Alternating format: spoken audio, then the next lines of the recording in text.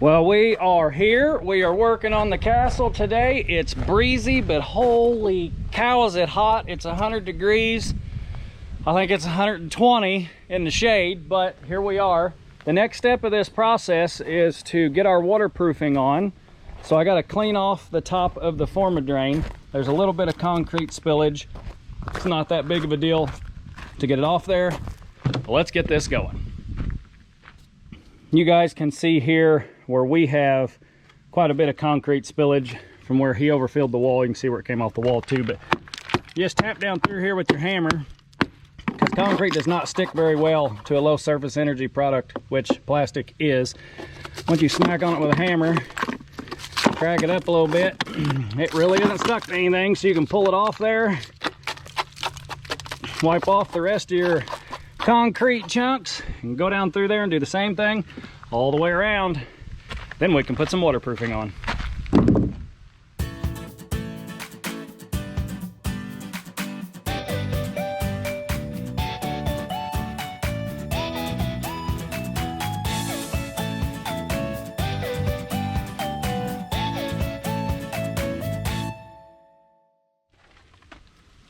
All right, here's our waterproofing. Again, you get this from Superform. They send it to you with your ICF order. What I like to do on a stem wall is measure the width of roll, which is 36 inches. The goal is to get this waterproofing as high up on the stem wall as you can and to this edge on the footer right here. So if we measure that, we've got 3 inches. So I'm going to pull down 3 inches, give myself a mark on both sides. I'll chalk a line across this, across that wall, and across that wall. And I will run this roll horizontally. Now, for those of you who are thinking about using ICF on a basement, the amount of waterproofing that you have to put on your wall is supposed to get you above the backfill level. Here, I don't have to worry about that as much because it's not a basement in the ground. But when you're working on a basement in the ground, you can put the rolls horizontally, go all the way around the basement, go all the way around the basement, go all the way around the basement. But a lot of people do them vertically. So you use the 36-inch width of roll and you put it on the wall 36 inches wide, run it down, and your cut length would land right there on the edge of your footer. Because what you don't want to do is cover up these cracks in the former drains. That's how the water gets in. So you want it to just be right here on top of the former drain so that all that wall is completely waterproofed, and any water that comes down the wall ends up coming over and then falling down into the gravel that's around the former drain. So we're going to get our line chalked off all the way around, and we'll start unrolling this and sticking it in place. And when I say sticking it in place, it is legitimately just a great big sticker. If you peel this release liner off, that is sticky.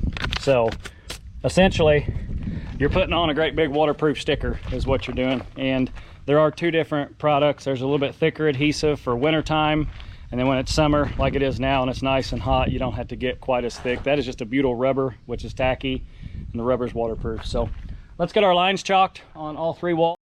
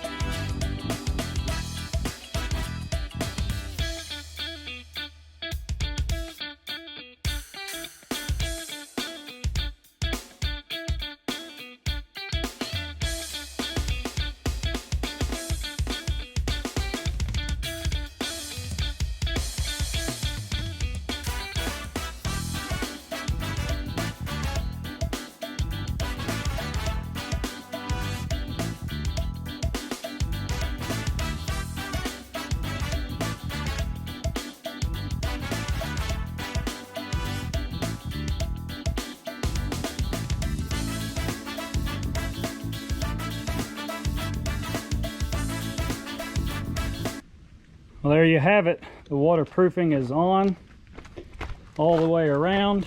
I had a little bit left over, so I'm gonna throw me a little patch here on this corner where I cut the corner, make sure that doesn't have a leak point, leak path. That's falling off the concrete block. It doesn't stick very well to that, but that's part of it. You guys saw me cheating, using roofing nails to shove in on this top edge. So I'm used to doing this with two people, not one person, so I needed an extra hand. Now it's time for the moment you have all been waiting for. Let's get to that.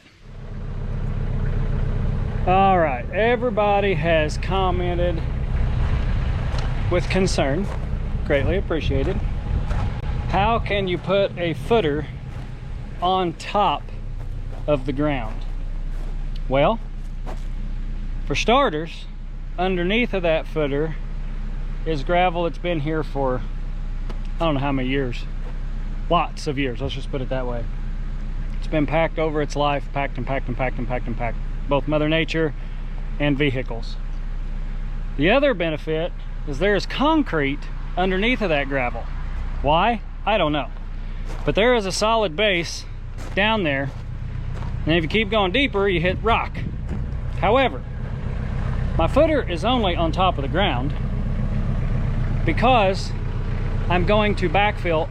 All of this area here, all the way over to that door, long term, has to come up 18 inches.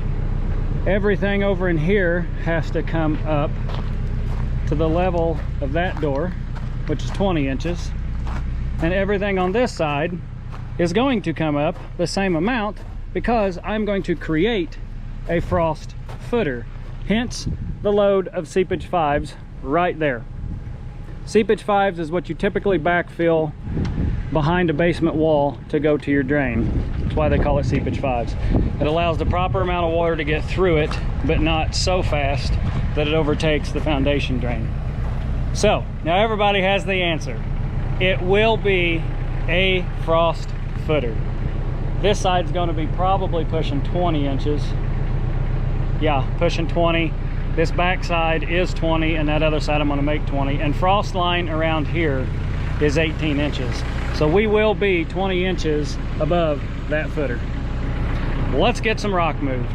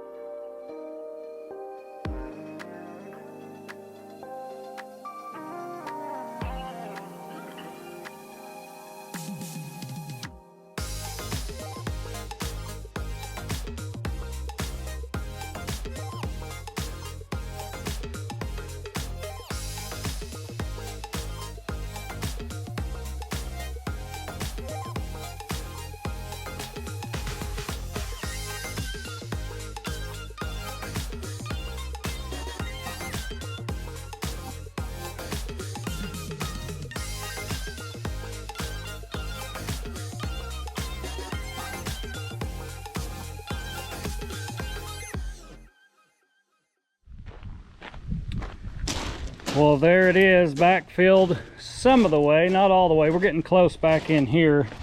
We've probably got another 6 inches to put in there or so. And then back here, I just covered up the footer a little bit. I'm going to form up a retaining wall right down here that comes off the castle and kicks over. And all the extra concrete that I have from my next 2 pours is going to go in that retaining wall, which then will allow me to come all the way over and backfill it up to that 20-inch line up in there also. Another thing I wanted to point out, if you guys are going to do ICF work and you're going to backfill it, you cannot backfill these walls before your floor system is in. That is a major key point that I wanted to make. I could have backfilled these earlier, but the wall was suspect. So don't backfill your wall until you have your first subfloor system in, even if it's a basement. That subfloor ensures that the pressure of the rock, I know I'm not going all the way up, but let's assume this is a basement wall and it's 9 or 10 foot tall. The pressure of the rock has been known to collapse an ICF wall without the floor system in place. So always make sure you do your floor system first. Too bad I don't have 4 more bucket loads. I was trying to build myself a little ramp instead of having steps so I can bring material right up here and step right up in the subfloor here when I start stacking out that 11 foot. So I probably could scratch around and get 1 more bucket load, but I'm going to use that to get rid of some of the wash that's over there on that corner. I'm going to make a phone call as soon as I leave here and see if maybe I can get another load of rock here tomorrow. So if I can get another load of rock, I'll bring this ramp out a little bit slower of a slope. I've got construction material here that's going to be utilized on the addition, so I'm not going to backfill all the way over in that corner. And I'm still trying to figure out what I'm going to do with this wall. Right now, the thought process is to put the same rock, it's not identical, but it's close, on this wall all the way across to match the castle. But that is a want, not a need. I can stucco that wall, which would be way less costly, and paint it, and it would look great. It would be watertight, wouldn't have any issues with that. But this gets us pretty close. If I can get that next load of rock tomorrow, I can finalize this ramp and then start stacking out the 11-foot walls on top. But as you guys can see, I didn't show you after I put the waterproofing down. If you measure that off and you hit your chalk line, yeah, I mentioned I cheated, but you can see where that is right on the edge of the forma drain to ensure we don't clog up that top slit, which is water in. We don't want to seal that off. But that's today. Tomorrow we're going to come back, hopefully finish out the rock ramp like I just stated, and stack out some ICF. If we can't get the rock in time, we'll still stack ICF. Hopefully you guys enjoyed the video, and that gives you guys a little relief in the mind that I don't have a frostproof footer, because I do. It just needed to come long term instead of short term. So that's today's video. Hopefully you guys enjoyed, and as always, like, comment, subscribe.